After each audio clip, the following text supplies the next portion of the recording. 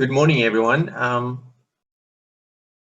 My name is John October, and I just want to welcome you at our first COVID-19 Business Battle Plan webinar. It has been over 30 days that we've now been in this under lockdown, and this global pandemic has had significant impact on all our lives, all aspects of our lives. As Old Mutual Insure, as part of our ongoing efforts to support SMEs, we've decided to partner with Pavlo Phitidis, a well-known business growth expert who's been working in this space to essentially help SMEs and our business partners to better deal with the challenges of COVID-19 and, as some people say, the new normal. So the objective is really with this webinar to offer practical insights in how we deal with this current business environment, how do we get the right mindset in taking our businesses forward, and how do we, in actual fact, navigate post-COVID-19, because as all indications are that we would most probably have to deal with this for the next 6 to 12 months. So from Old Mutual Insure, we are very proud to have and happy to have Pavlo Phitidis here to share with us his insights and to help, I think, all of us in terms of dealing with some of the next level growth and value challenges that we are facing, not only as large businesses, but also as SMEs. So over to Pavlo. Thank you, John. It is a difficult time indeed at the moment, not only here, but globally. Mike Tyson said it, everyone has a plan until you get punched in the mouth. And he was so right, because at the beginning of this year, there wasn't one business owner that I had spoken to that never had new, fresh growth plans, that wasn't attaining a new belief in the country itself, in the leadership of the country itself. And hey presto, we got punched in the mouth. We got punched in the mouth by something called COVID. It's hit us very, very hard. Here's the thing. That's what a winner looks like. In around 1994, Mike Tyson was undefeated across all the heavyweight titles. He was looking for a filler fight before his main bout with Evander Holyfield.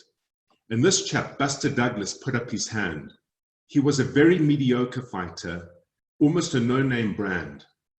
They got into the ring. People were betting on 39 seconds. They were betting on 1 minute, 12 seconds. And the pundits were making a ton of cash around this, or so they thought. In the 8th round, one of the longest bouts Mike Tyson had to fight, he eventually knocked Buster Douglas down to the ground. In the 10th round, Buster Douglas knocked out Mike Tyson. Winners get up, whether it be you, whether it be me, or whether it be our clients. That's the difference. And the payday for those who do get up will be enormous. I'm going to talk to you about how to win in a storm. It's about getting yourself through your clients to a very safe harbor. And it is a very stormy sea that we are sailing in. The first thing is you need to take a view of the future and yourself. Let's quickly look and understand what COVID means to our economy. I'm sharing with you a very simple graph, and the only graph I will be sharing with you. It came out of the American economy, and it's looking to try and understand when will people get to daily testing, when will the first vaccines come out, and when will they be globally available.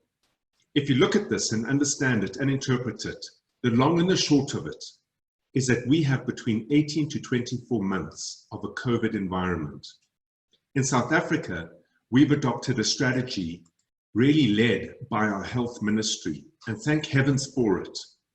Through Dr. Zweli Mkhize, he decided that the role and responsibility of the health ministry is to keep people safe.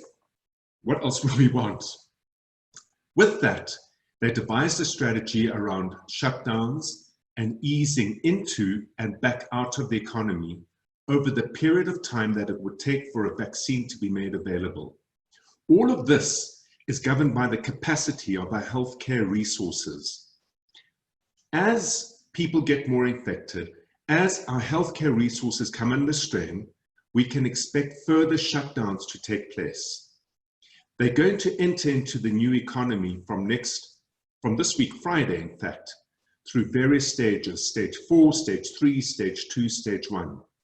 There's still a lot of uncertainty and poor clarity around it.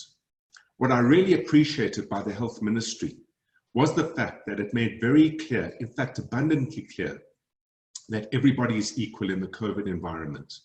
Whether you be black or white, old or young, rich or poor, male or female, everyone is subject to infection and everyone is subject to risk of life. It's a good strategy, but it's created a really tough economic environment. The easing back into our economy is something we all need to get our heads around. We need to find a single source that's reliable, because when you are planning your business's growth ahead, and that being through your clients, not understanding the difference between stage 5 all the way through to stage 1 will set you back. Think of it.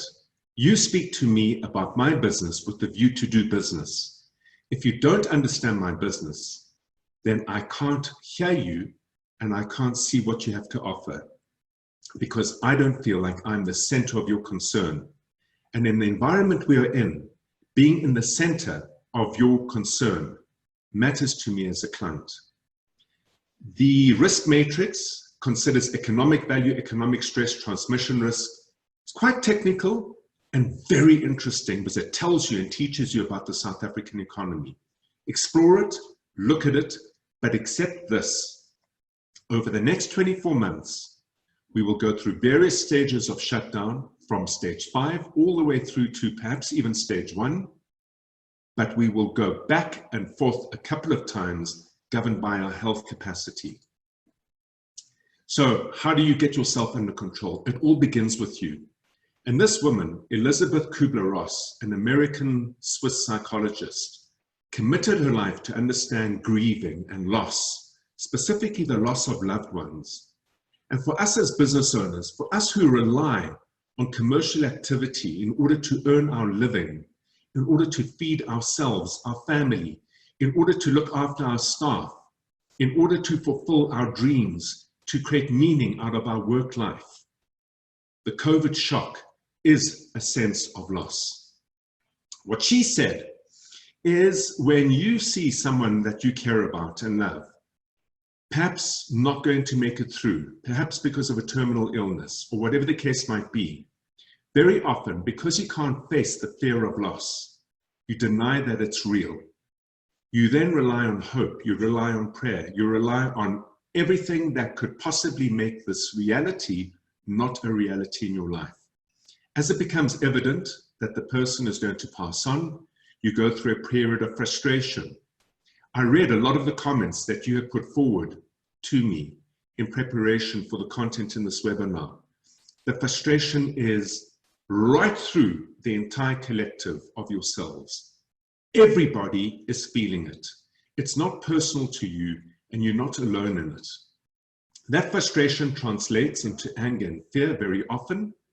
And when you realize that now you have lost this person, or it's inevitable that they're going to be lost, you move into a place of depression. A lot of people can stay there for a long time, and some people work themselves out of it very quickly. The way you do that is you need to start doing things differently.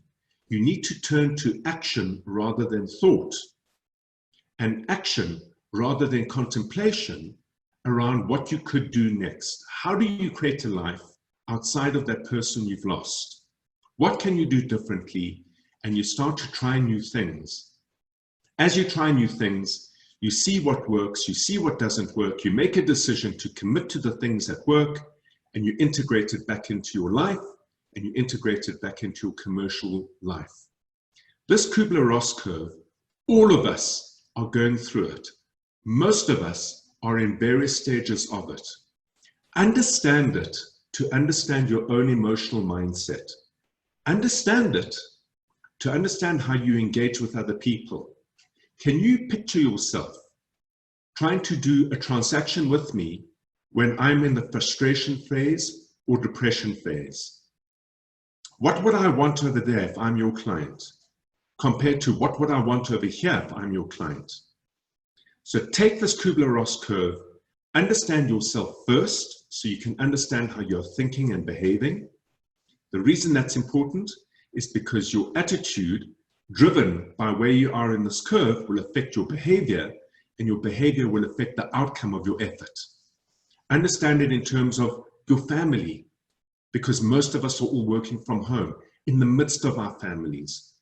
The frustration at home is enormous, and grab onto it, understand it, read it, interpret it, because in doing so, it helps you understand where your staff are in the curve, and most importantly, it helps you understand where your clients and customers are in the curve. Empathy really matters here.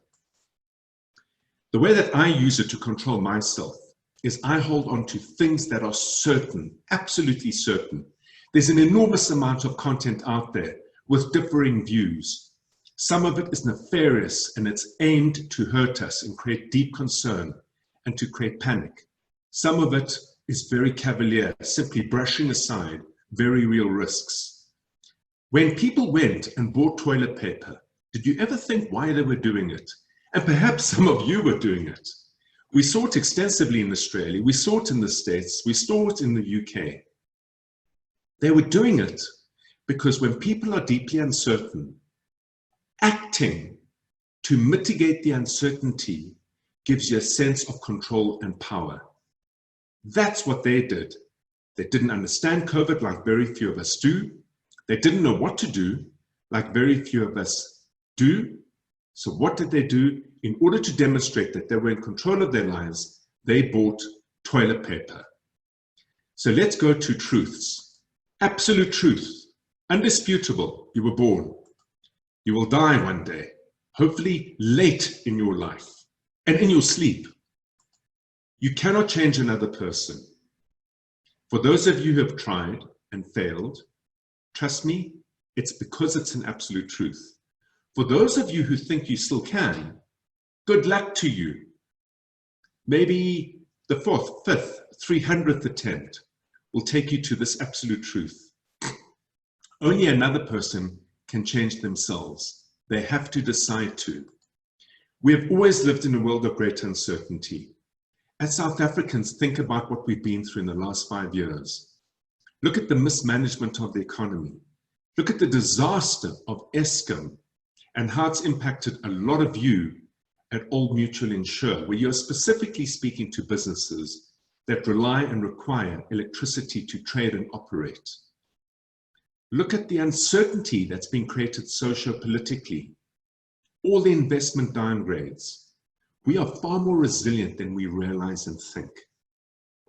I work extensively with businesses in the US, in the UK, and the EU. They've had it easy for the last 5 years in comparison to us. When I talk to them, they don't have that same hard-headed, I'm going to win in this environment, I'm tougher than COVID, and I will make a plan. They don't have it because they haven't been trained for it. It's all we are aware of, and we have got muscle memory and fitness, and we're going to learn how to use it today. The next thing is what is. The is sacred, not what could have been, should have been, ought to have been, not what you would wish for. It's really important to be present, because in being present, you don't allow your mind to think back, which is secondhand information and has no value and capability to make the present better. If being present, it allows you to read an environment with more clarity so that you can create a strategy into the future with more certainty. Being present is absolutely crucial. Do not blame, do not point fingers, get angry certainly, but stay in the present moment as much as possible. When we look at all the support that's out there available to us, Should we apply for the support and not get access to it? Don't blame. Don't say government is not doing enough.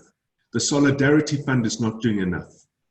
For that matter, Old Mutual Insure is not doing enough. Whoever it may be, do not blame, because the moment you blame, you remove yourself from the present and you disempower yourself to take action. The only thing we have 100% control over is our attitude. Our attitude to anything: life, love, family, kids, education, business, staff, colleagues, suppliers.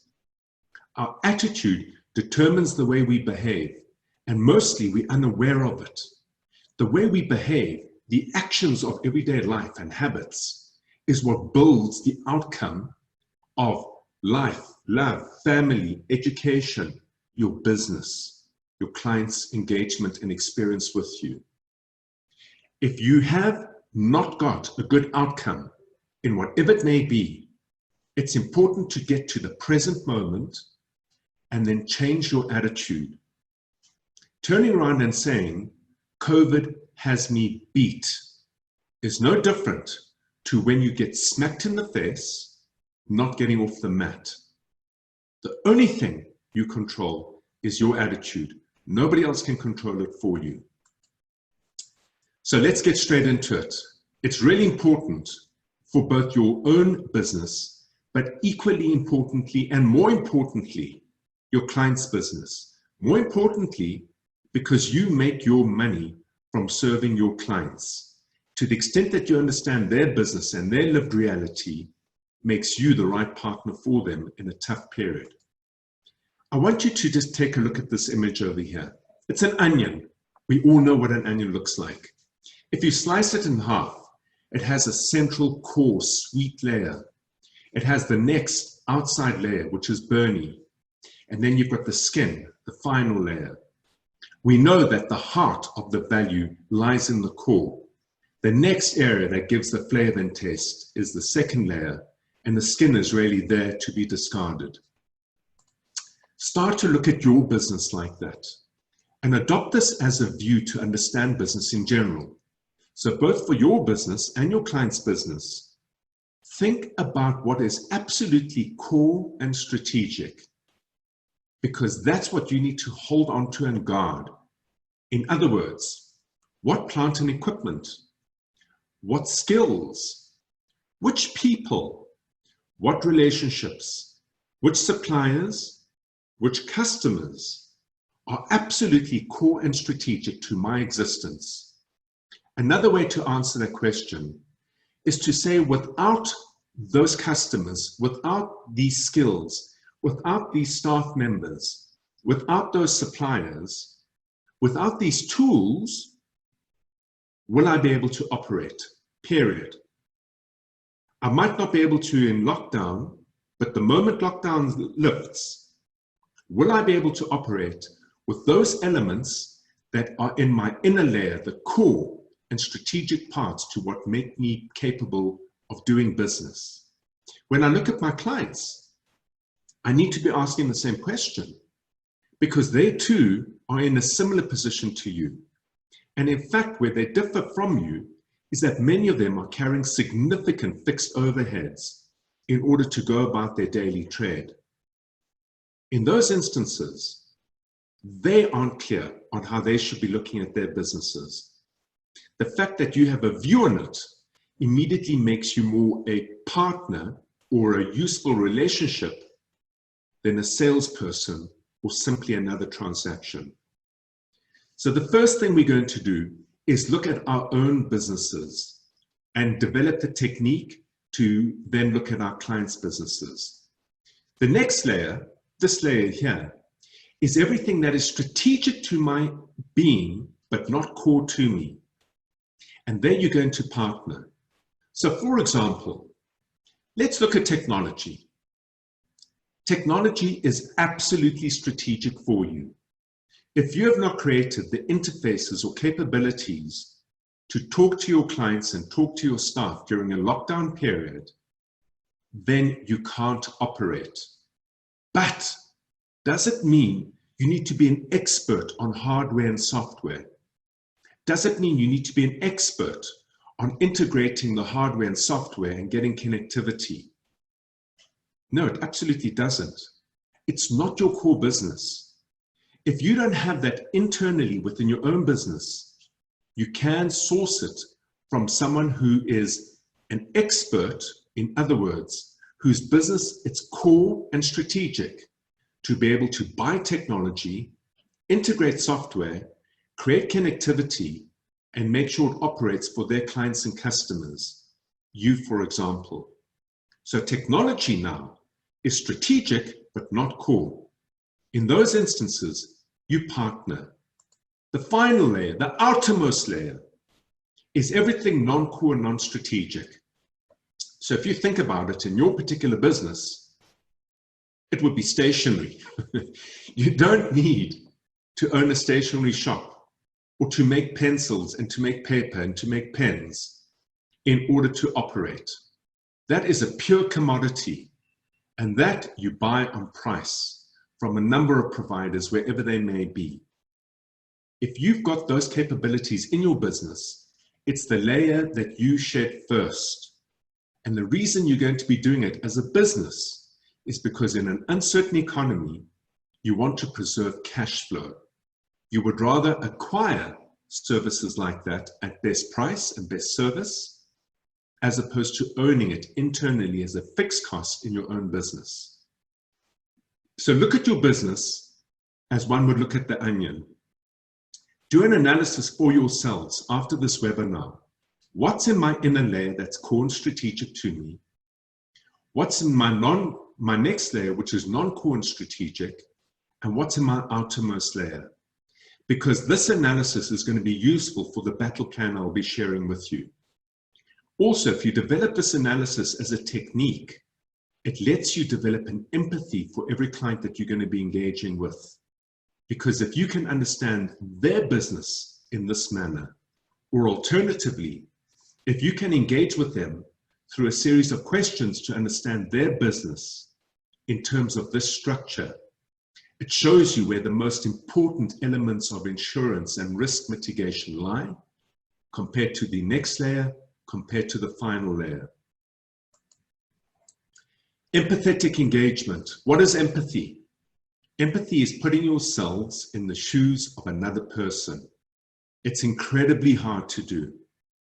South Africa is a very fragmented society. We're not like the Swedish, where everyone is mostly kind of the same, socially, economically, politically. We're a fragmented society for many, many historic reasons and current reasons. And that is wonderful. And it's wonderful because as a marketer, as a person involved in selling, it allows you to develop a whole lot of deep specialist capabilities in learning to understand the lived reality of various people in various markets.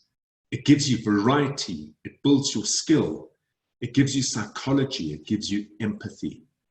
How do we go about achieving this?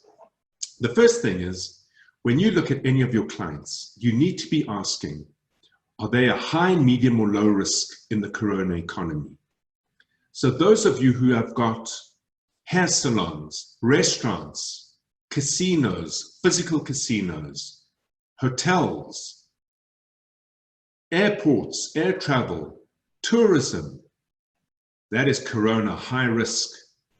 Your conversations there are most likely to be with people who are where in the Kubler-Ross curve. They're most likely in the anger, fear phase or depression phase. If you don't tap into that and demonstrate an empathy where you can sympathize and empathize with them, any conversation that follows afterwards won't be heard or seen by them. Who's in the medium corona environment? Well, you guys largely are. We as a business are. We work with business owners to help them grow their businesses. We're very similar in that sense. We work with business owners to make the money and to invest in growth. You work with business owners to protect everything they've made and to protect their means of income generation. We're both fortunate because we both have the capability to work digitally. We're medium risk. Who else would be medium risk? Suppliers into the big mining sectors are medium risk. The mining sectors are strategic assets to this country. They create jobs, they generate economy, and in the midst of all this health crisis, certain mines have been classified as essential services. So who's low risk? Well, Corona low are going to be everyone in the essential services or everyone supporting the capability of people in Corona medium environment to trade. So going back to that example, that business that supplies software and hardware and connectivity, that's a fairly low risk business because they are supporting the entire medium risk Corona economy businesses to operate during lockdown. So it's really important that when you look at your clients, classify them against high, medium, low, because the mindset of that business owner, the mindset of that team, the mindset of that business's leadership is going to be governed by the status that business has in the Corona economy. The next thing is size impacts action. Very large businesses have had the benefit of accumulating reserves for a rainy day. Smaller businesses, well, if you look at the 5 years of regressive economic growth, you look at what Eskom has done, you look at the cost of inflationary items such as premises and accommodation, fuel. What it's effectively done to smaller businesses is prevented them from building a reserve. It's also put them in a very difficult position from a resource point of view. Those businesses, the smaller businesses, have to rely on talent pools that are very different to the talent pools you find in corporate entities. Size really does matter. The way that you speak to a business doing 2 million a year in revenue, compared to 10 million a year in revenue, compared to 30 million a year in revenue, compared to 300 million a year in revenue, will be very, very different. Their reserves and their resources will impact the mindset of that leadership team, again, along the Kubler-Ross curve. And then you need to understand the impact of the type of business. Businesses in very, very deep supply chains, like, for example, the mining or automotive sector, has many, many implications to it. I'll give you a good example. The automotive sector is going to take some time to get going. Yes, you might be importing certain assembly units, but those units coming out of China, coming out of Japan, come from factories that were shut down during the Corona period of their lockdown. They've started again, but they are serviced by many, many small businesses supplying the screw, supplying the rubber linings, whatever the case might be. And those small businesses have to get up and running in order to get those larger businesses up and running, in order to get a business in South Africa able and capable to get stock on hand to service the automotive OEM or afterpart market in which they do their trade. It's important to understand that value chain. Think about, for example, let's go back to it, a simple barber shop. Very shallow value chain. They have a store, they've got seating, they've got a few products, they've got people, they've got scissors, mirrors, and hair and nose and ear wax capabilities for those of you who've had it. Really, if you look at their business, there's not much in their supply chain. It's far simpler. The bigger the business, the bigger the sector it's in, the deeper the supply chain. Not understanding what sits on either side of your client from a supply chain point of view and from a customer point of view robs you of your ability to empathize with what challenges they're facing and therefore have a conversation. It robs you from understanding the mindset of those business owners. Another thing that impacts this is age. I was having a really interesting discussion with one of our restaurant clients. They've got about 184 restaurants around the country. And he was saying to me, besides Eskom, besides the poor economy, the fact that they are a level 1, maybe even level 2 perhaps, COVID risk business is concerning him. But what concerns him more is that to set up one of his franchise restaurants is a 5 to 6 million rand investment. And on top of it, if you are a business owner, let's say over the age of, what would it be, 60, maybe 63, maybe 65, maybe 55 for some people, and you have to go and secure a loan in order to get your business going again, because you've lost 1 month, 2 months, 5 months of trade. That loan indebts you further. Are you thinking, should I hold on to what I've got in terms of cash and call it quits? Because should I secure that loan for another 1 million or 2 million?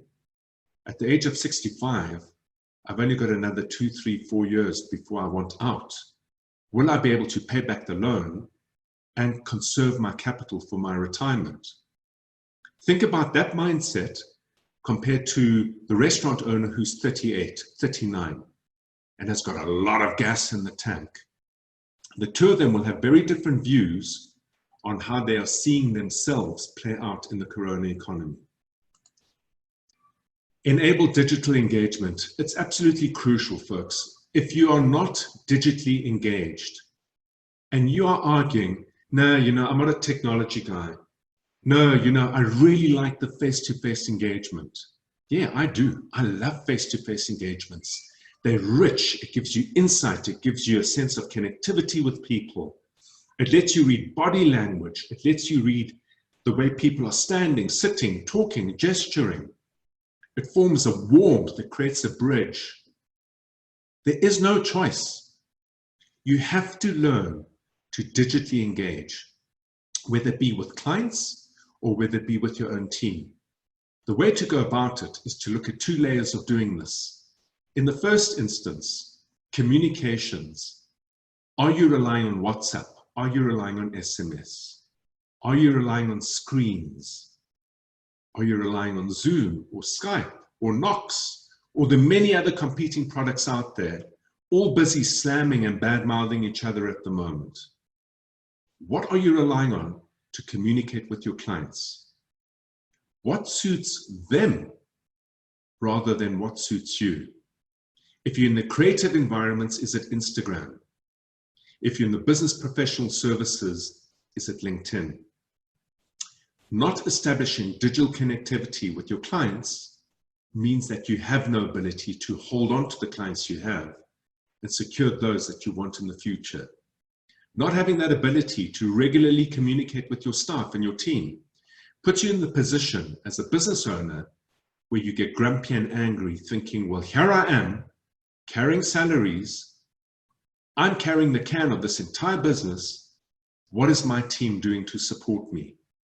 If you can't communicate with them in an organized, structured way during lockdown, or level 4, 3, 2, or 1, you're missing a trick and you're hurting and harming your own business. Collaboration for service and response. What are the partners you need? Who do you need to be able to tap into digitally to say, hey, let's collaborate on building my client base. Let's collaborate, Old Mutual Insure, on servicing my client base. I have a series of questions that need to be answered. Let's collaborate around a technology that lets me get them answered quickly and fast. And why is that important? Because when someone is living in the felt crisis of anxiety, in asking a question, they need the answer fast. The answer might only be useful 2-3 days from now. But when I'm heightened with anxiety, the quicker you respond to me, the quicker it shows that you're partnering with me, you care about me, and you can feel me in terms of my stress and anxiety. You're going to then become my trusted source of reliability. The challenges are client capability. Many clients don't have the capability. So if you develop it, what does it mean for them? We've experienced that within our own client base. We work with about 640 businesses here in South Africa and about another 200 businesses across the US and the UK. And what we did is we got our clients up and running digitally so we could continue to serve them during this period. That's where the opportunity to collaborate comes into play. We've done a lot of work in that space. It's really important you get your clients able and capable. The next thing is staff capability. How do you get that right? If staff members say to you, no, I'm not good with technology, know that you are speaking to someone who is a dead man or woman walking. Because one of the outcomes of the corona economy is that we are going to increase digital engagement more and more and more. We've certainly found it within our environment. We rely on meeting clients every fortnight for 2 hours to take them through their growth plan and to support their growth. Had we not enabled our clients to become digitally enabled, and then not enabled our staff to become digitally enabled, how would we have 200 people working effectively in the midst of a lockdown? It would have been impossible. When I hear someone says, I'm not a tech person, I see a dead person walking. There is absolutely no excuse and there is no choice. Because as we emerge out of the corona economy, a lot of our clients, certainly in the services industry, have started to say, gosh, why do I need a premises? I'm going to establish a work from home policy for our teams. I want to get rid of this landlord that was nasty and aggressive to me in the lockdown period, where I only now need my offices perhaps for 1 or 2 days a week. I might well be moving into shared spaces instead. Skills and techniques are critical. You have to upskill yourself to become technically proficient. You have to upskill yourself to learn how to sell and engage and build relationship across digital screens. Those of you who do will reach the customers of those who don't. It's not that hard to understand. See it that way and create a sense of necessity and urgency behind yourself and your team to get it right. Set your strategy. Let's get into it. During lockdown, it's all about save and reset. You have to preserve capital in your business, and your clients will be thinking similarly. And that means they're going to stop all the costs that don't kill and impede their operations. Short-term insurance is one of those. It's important that you have your arguments well understood for the core inner layer, the middle layer, and the outer layer of your client's business. Because when someone says, I'm no longer paying my policy premiums, then you need to say, I understand you need to preserve capital, but let's just look at what's covered and what's not. Let's look at it from what's core to your business as opposed to what's not core nor strategic. And through that, we can help you manage cash flow. Engage your team. Capacitate them to engage all your clients and customers. They're doing so not with the view to sell, but with the view to understand the lived reality, the new circumstances that clients and customers are facing. Engage all your suppliers, all of them, whoever they may be, and look to trade with them. Look to see how you can be of service in return, but more importantly, look to see what costs you can prevent from bleeding out of your business. Exhaust all the support. Funding the Lockdown is a great website. It kind of consolidates all the support that's out there and it's up to date. Look at what's there, take advantage of it.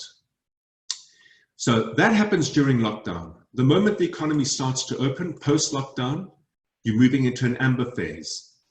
And that is to take all the lessons you've learned, all the engagements you've had during the red phase, and turn them into a new way to rebuild your business. And I say rebuild because I can promise you the way you did things pre-corona will have to be very different to the way you do things post the lockdown for the next 18 to 24 months.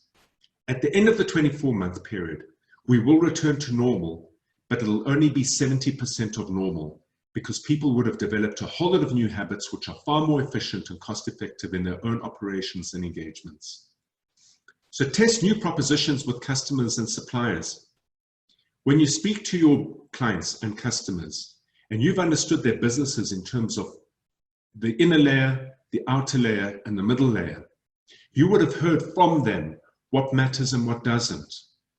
You would have heard from them what in how you are selling to them and engaging with them is working and what is not. Take those new methods of engagement, those new methods of conversations, and start testing them with your clients. That's what I mean by proposition. Then digitize and enable social distancing strategies. There is going to be a ton of legislation around what is allowed and what's not allowed.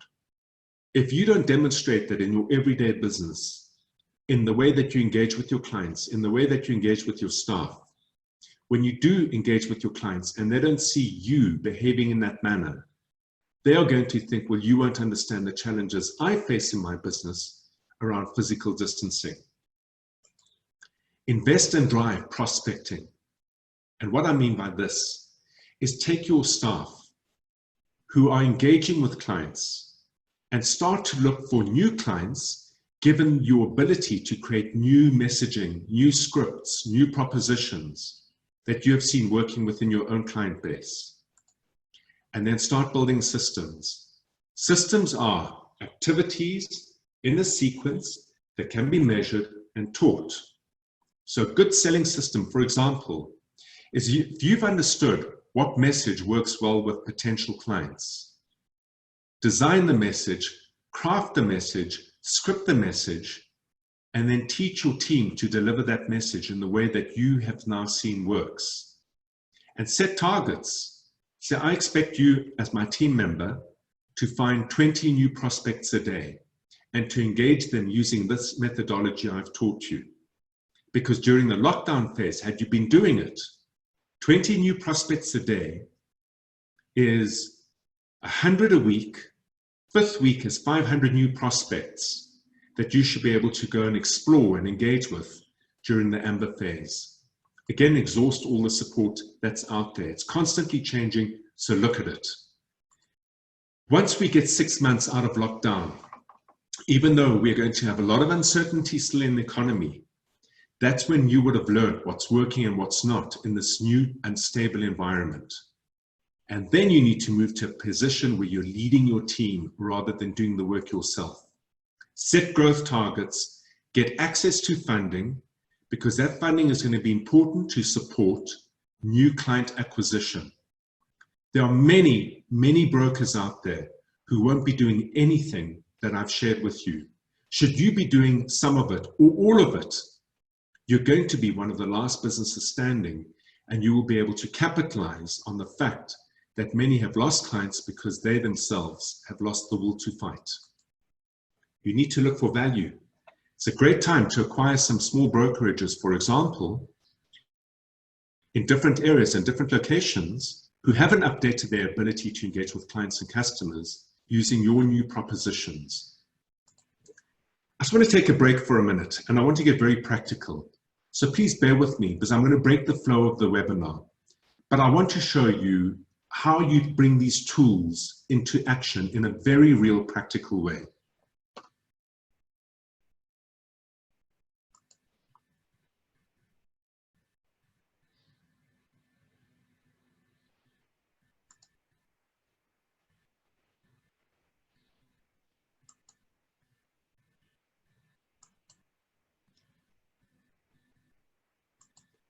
Okay, I've gone onto LinkedIn. And very specifically, what I want you to see is I went and selected just a few businesses randomly. I selected them in the UK for the simple reason that I want to protect using any current South African business owners as a case study for their own privacy, but more importantly, it could be someone's client. If I go into LinkedIn and I'm doing my prospecting and I'm looking at this particular screen, what I see is a chap called Lee Taylor. We can see what he does. He is a Minuteman franchisee. Let's go down and have a look. There, he works for Minuteman Press. He's a business owner there, so he's a franchisee. It means he has a franchisor. If we go down and he says full service digital print center, let's look at the picture of him. What can we tell? There he is, standing at the counter where customers get served. Immediately, we can see that he's proud as a business owner. He's dressed with a tie. He has his brand behind him. And he's saying with his body language, I'm open for service. Let's talk, let's greet. Let me see how I can be of assistance to you. If we go down further, what's he doing during the COVID period? Well, really, he's promoting his product. He's saying, get business cards. If we look at his experience, he's only been doing this for 6 years. And former to that, he was in the British Armed Forces for 23 years. So what does it tell you about this person? If this was a prospect of mine and I'm in your shoes, I'm looking at this saying, well, he likes structure, he likes organization, he was involved in catering and functioning and facilities management. So he's got good project management capability. He was providing people with food. He's very personable. He's very open. He's very much saying, let me be of service to you. What would please him? What would please him is the delight of the people he served over here. And what would please him is the delight of his customers who got really good quality business cards from him. It tells us a lot. He was educated at a school. He never had any formal business training. And that's why he probably acquired a franchise. He was hoping to get commercial support for his next career after being in the British Armed Forces. His relationships and friendships are going to be pretty much with people who were employed in the British Armed Forces. What does that tell you about him and how he engages? He likes warmth, but he likes formality. He's going to be structured in his thinking. He's going to see how he can be of service. Anyone working for any government entity in the United Kingdom is a civil servant looking to be of service. Your engagement method with him would be very, very different to, for example, Neil. Let's look at Neil. Neil Badwa is a business owner at the Cambridge Fruit Company. Let's have a look at a picture of this man. There he is. Good-looking guy, probably in his mid to late 30s, good-looking wife. They show that they are proud of how they present themselves and how they appear. He is going to be very interested in physical demonstrations of his success and upward mobile capabilities. If we go down, what's his activity? Fruit box. What do you do when your market disappears? He shared it. Immediately that tells you that he believes in the value of that particular article, whatever it is. He's been a business owner for 14 years, and prior to that, he was an account manager at General Electric. Account managers are people who, like us, are very much involved in the sales elements of the businesses they are responsible for. He finished at school, and he was fortunate and privileged enough to get a good education in economics and management. And that's why he is looking at his business from an economic situation, as opposed to a more emotional service situation. If you have a conversation with Neil, you need to be very well prepared around how the economic environment is impacting his business. If you have a conversation with Lee Taylor, you need to be very prepared around how the economic situation is impacting his ability to engage with his customers. Can you see from a simple exercise like this, simply skimming down and looking at the profile of these individuals, you've already developed a form of empathy and understanding for when you engage them or prior to engaging them.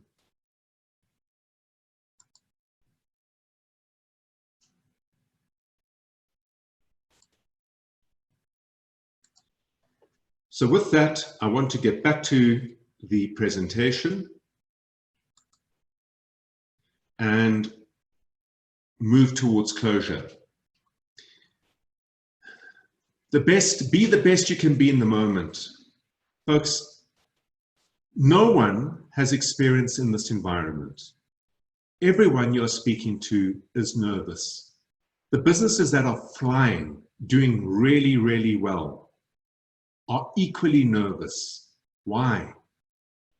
Because they recognize, although I might be supplying hand sanitizer, a restaurant that closes down, shedding 30 jobs, prevents 150 mouths from being fed by the people who lost their jobs. Put one restaurant, stack up 10, stack up 300, stack up 1,000. The impact this is having on the economy is profound. Our government has admitted that they themselves are implementing strategies that will change as they learn, because we're all learning. When I say be the best you can be in the moment, understand yourself. Use that same level of empathy to understand your staff. Use the same level of empathy to understand your customers and clients. And then create a plan based on a 24-month COVID economy and go about implementing it with the view that you want to reset during the lockdown periods, rebuild in the early stages of the economy opening up, and then ignite and accelerate after that. Set your sights far ahead, but act in the moment by being present. This will help you build confidence, clarity, and certainty. When you act, you're empowered. When you act, you can see what's working and what's not.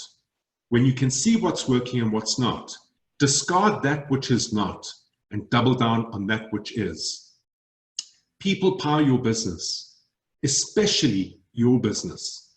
Unless you are engaging with clients and building relationships to have the right kinds of conversations during lockdown, or have the right kinds of conversations for a red risk business, to an amber risk business, to a green risk business, you rob yourself of the opportunity to understand where clients are coming from and to get a real insight into what matters to them and what doesn't.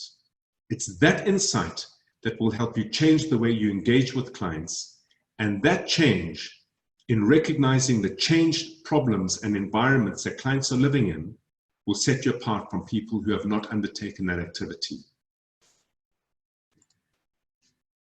So Insure Talk on the 14th of May has been put forward by Old Mutual Insure as an opportunity for all of you that I was asked to present.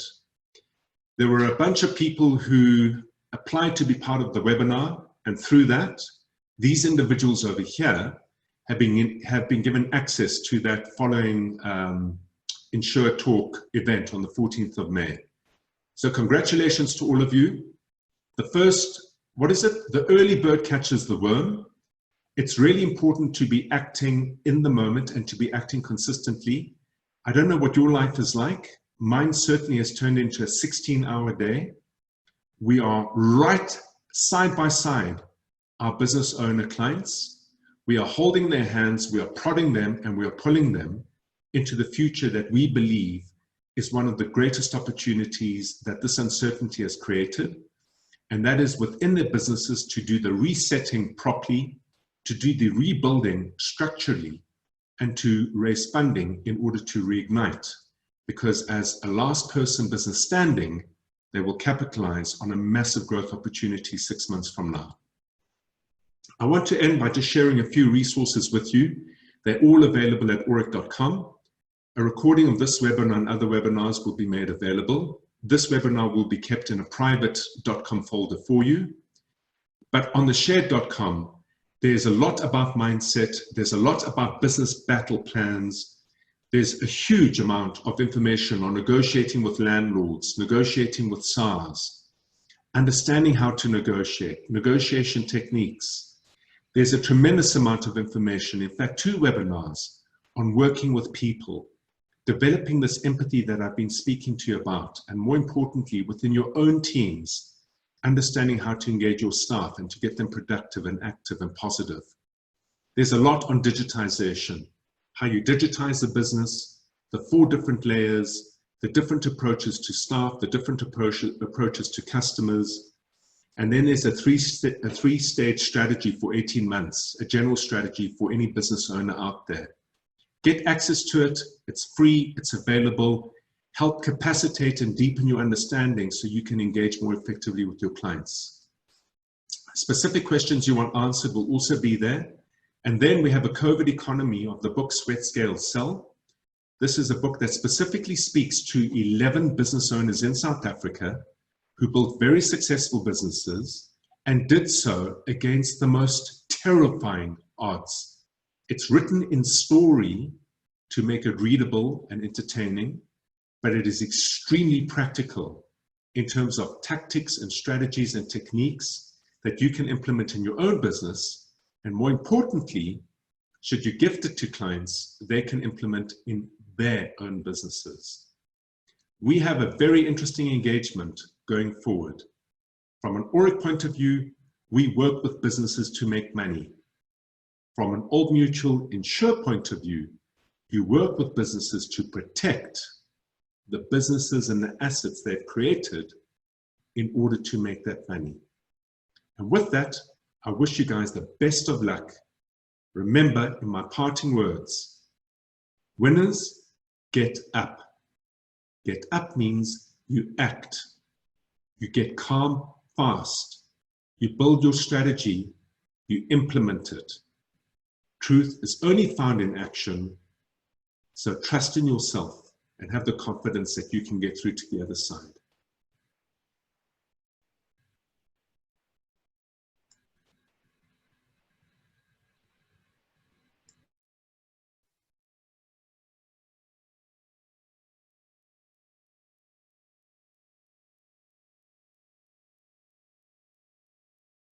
Thank you, Pavlo.